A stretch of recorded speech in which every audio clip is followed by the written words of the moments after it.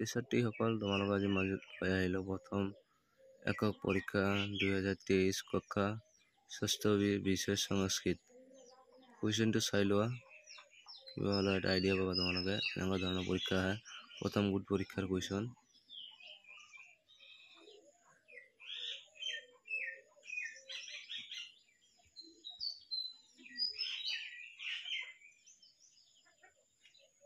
প্ৰকল্প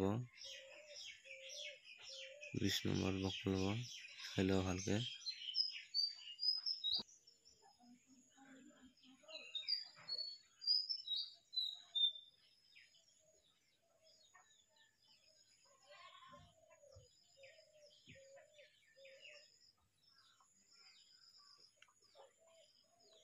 যিসকলে চেনেলটো নতুনকৈ চেনেলটো ছাবস্ক্ৰাইব কৰিবলৈ নাপাহৰিবা